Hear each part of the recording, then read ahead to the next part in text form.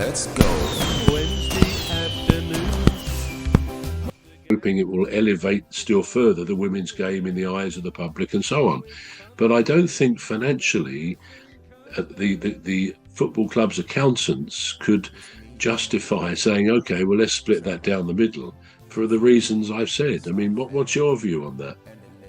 Well, I think if they go down the political route, which is shaming the sponsors by saying, well, you don't support women.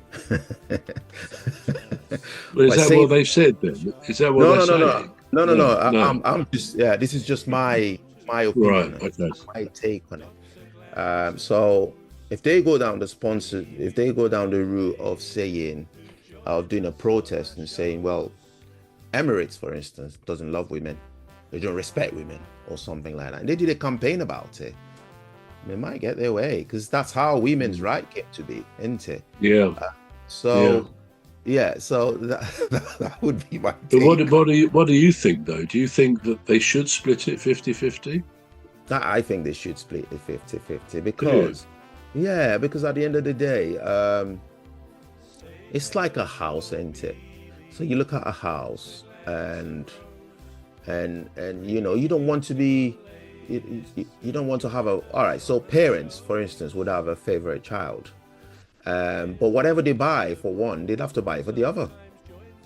They don't buy one thing for one child and then buy a lesser one for the other child, because then that child is going to protest. He's going to say, well, you don't love me as much as you love this is your favorite child, even though you can't help having a favorite child.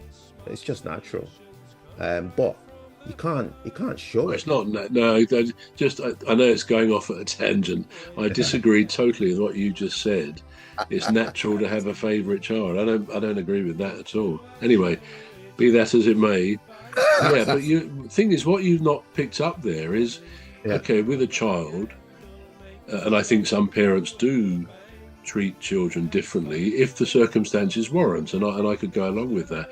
But it's not as if there's any obvious reason why one child should be treated differently to another.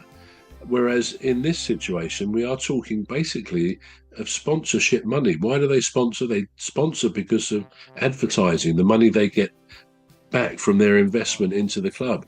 And it must be based, you can imagine Emirates or any other, Virgin or anybody else, saying, well, we get most of our good feedback and business from the fact that it's the men's game.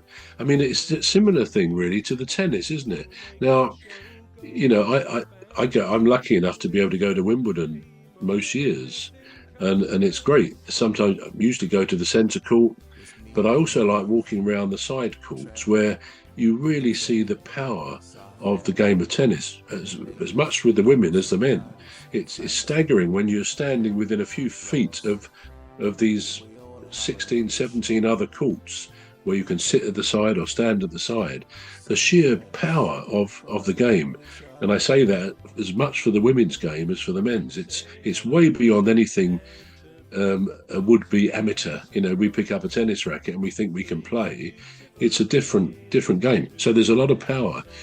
But the only thing that I've often thought, with the women going back a few years, I think with people like Billie Jean King and other former players, they demanded the identical prize money as the men get. And now, mostly around the world, the tennis tour, as they say, men and women, they're the best of three sets, and that's the way it is. So I could actually understand prize money should be met. Some in the past have said, well, take Wimbledon or the other Grand Slams, France, Australia, America.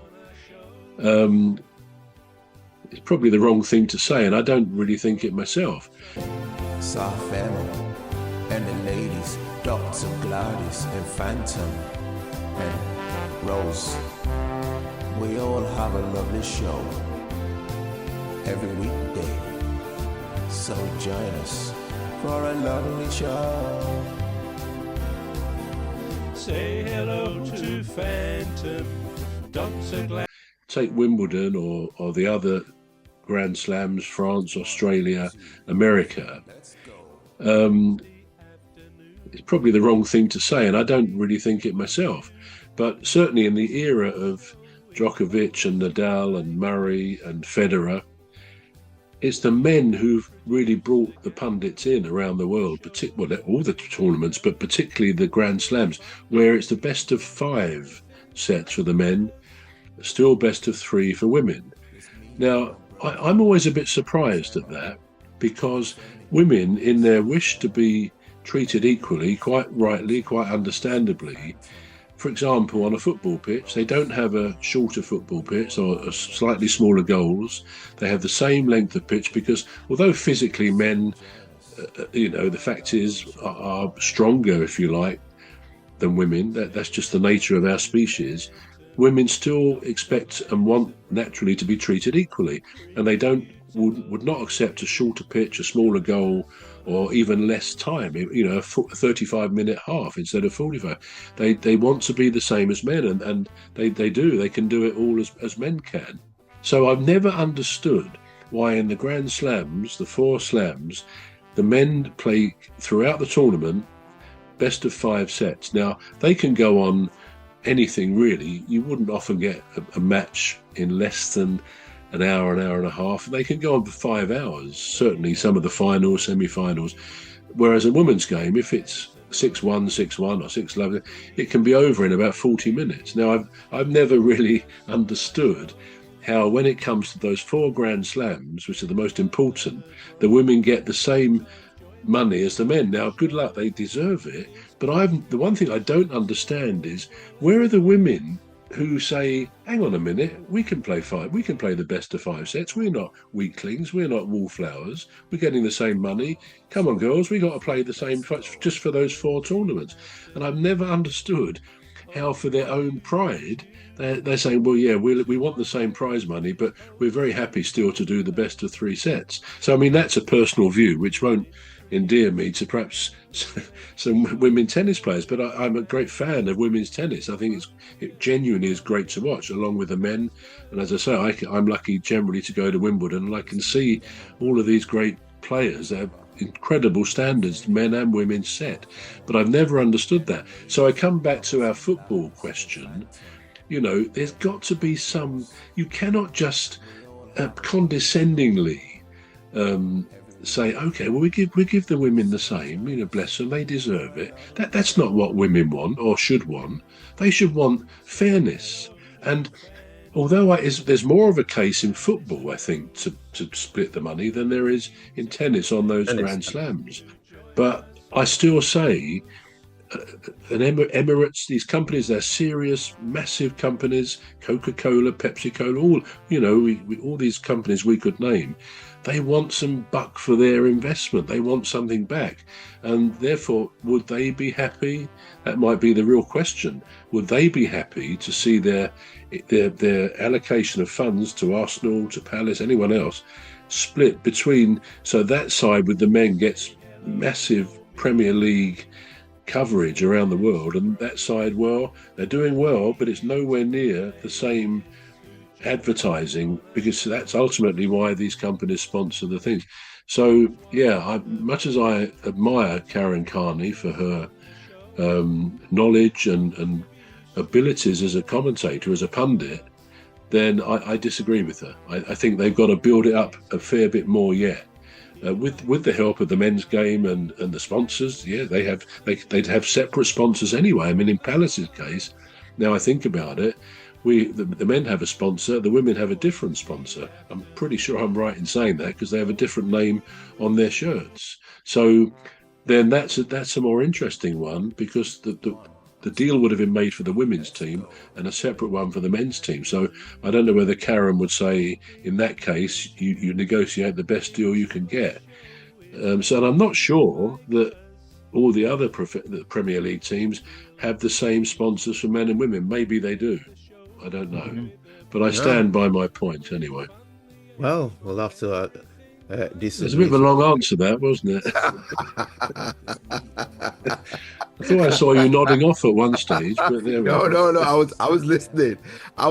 because I support women's rights. You see, I do. Yeah, so of course we do. Absolutely, we do, and that's the point. I don't want to see women treated Being patronized. patronisingly. That's the point. They want equality, and I want them to have equality, and they generally do have that. But as I say, I've never understood certain aspects of that. Yeah. Anyway, this is all we've got time for. I'm sorry, I've taken up most of the time there. Apologies. It's a talk show. It's a talk show. That went quick. That went really quickly. Wow. I know it did. Yeah, it's a talk show. This is all we're here for, to talk. Do you want to do the closing remarks, please? Yes, well, that was...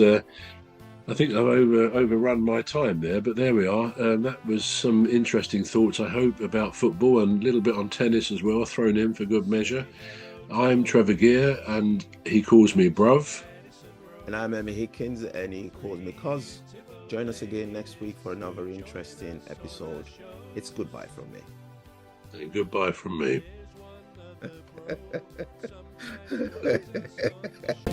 Soft family. And the ladies, Dr. Gladys and Phantom and Rose. We all have a lovely show every weekday. So join us for a lovely show. Say hello to Phantom.